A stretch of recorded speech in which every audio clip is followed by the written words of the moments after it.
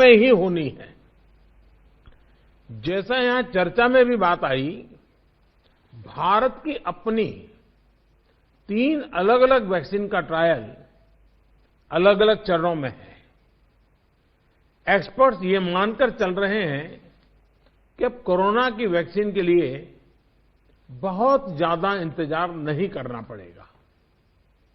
माना जा रहा है कि अगले कुछ हफ्तों में कोरोना की वैक्सीन तैयार हो जाएगी।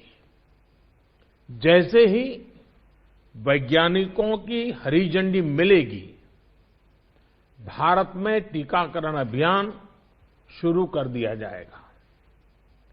टीकाकरण के पहले चरण में किसे वैक्सीन लगेगी, इसे लेकर भी केंद्र सरकार राज्य सरकारों से मिले सुझावों के आधार पर काम कर रही है।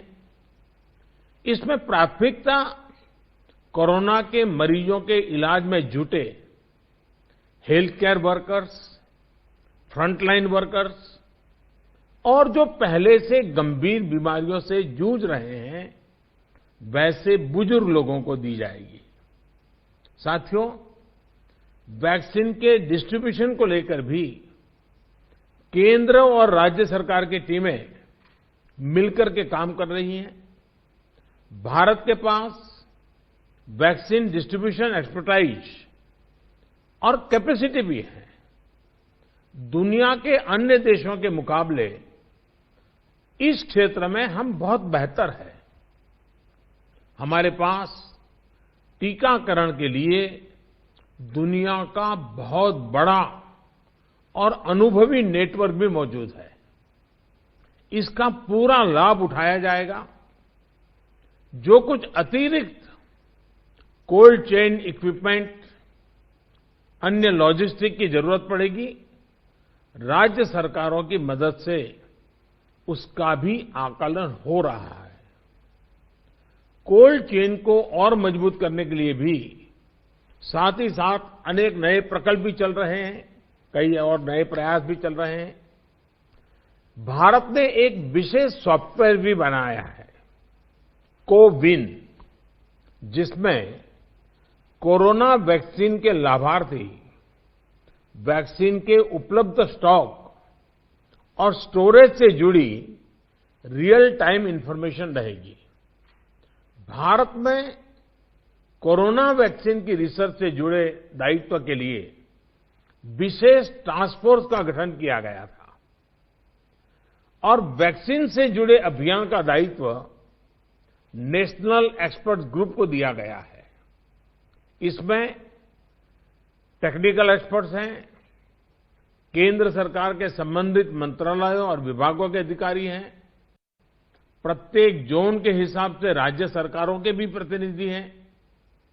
ये नेशनल एक्सपर्ट ग्रुप राज्य सरकारों के साथ मिलकर के काम कर रहा है। राष्ट्रीय और स्थानीय हर जरूरत के मुताबिक फैसले नेशनल एक्सपर्ट ग्रुप द्वारा सामूहिक तौर पर लिए जाएंगे। साथियों, वैक्सीन की कीमत कितनी होगी, इसे लेकर भी सवाल स्वाभाविक है। केंद्र सरकार इस बारे में राज्य सरकारों के साथ बात कर रही है। वैक्सीन की कीमत को लेकर फैसला जन स्वास्थ्य को सर्वोच्च प्राथमिकता देते हुए किया जाएगा और राज्य सरकारों की इसमें पूरी सहभागिता होगी। साथियों, एक राष्ट्र के रूप में भारत ने जो फैसले लिए, जिस प्रकार भारत ने तेजी से वैज्ञानिक तरीकों को अपनाया, उसका परिणाम आज दिख रहा है। भारत आज उन देशों में है जहां पर प्रतिदिन टेस्टिंग बहुत ज्यादा हो रही है। भारत आज उन देशों में है जहां पर रिकवरी रेट भी बहुत ज्यादा है। भारत उन देशों में भी शामिल है जहां पर कोरोना की वजह से होने वाली मृत्यु दर इतनी कम है। भारत ने जिस तरह कोरोना के खिलाफ लड़ाई को लड़ा है, वो प्रत्येक देशवासी की अदम्य इच्छा शक्ति को दिखाता है।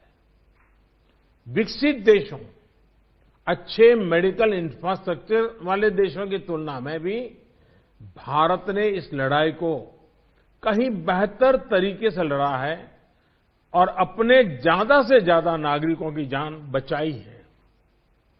हम भारतीयों का संयम, हम भारतीयों का साहस, हम भारतीयों का सामर्थ्य इस पूरी लड़ाई के दौरान अतुलनीय रहा है, अभूतपूर्व रहा है।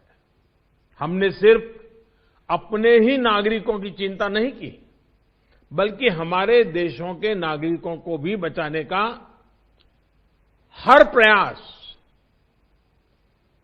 अन्य देशों के साथ मदद करने का भी काम, हर संभव प्रयास किया गया।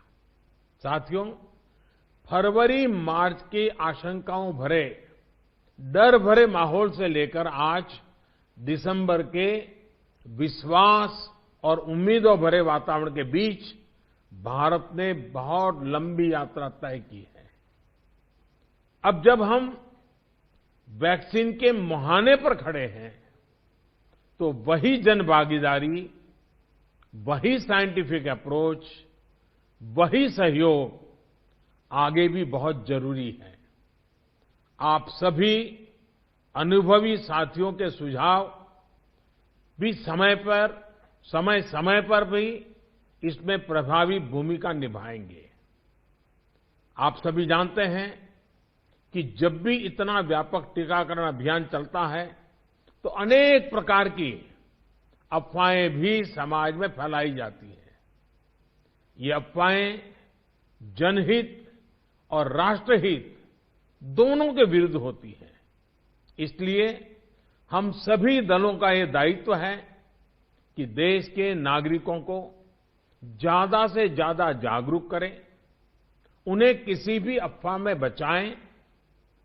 इसके साथ ही हम जानते हैं दुनिया में जिस प्रकार से कर्व बदल रहा है और चित्र कहां से कहां जाएगा कोई कह नहीं सकता है, और ऐसे में हमारे जो प्रूवन रास्ते हैं, प्रूवन हथियार है, उसको हमने कभी भी छोड़ना नहीं है।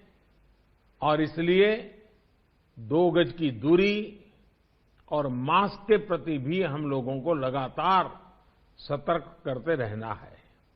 देश ने अब तक जो प्राप्त किया है, किसी भी तरह की लापरवाही उसे नुकसान पहुंचा सकती है।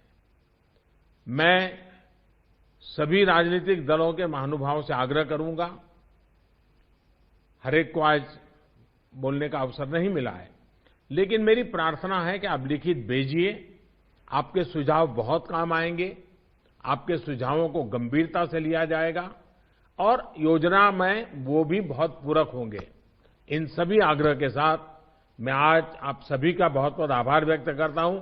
आपने समय निकाला, बहुत बहुत धन्यवाद।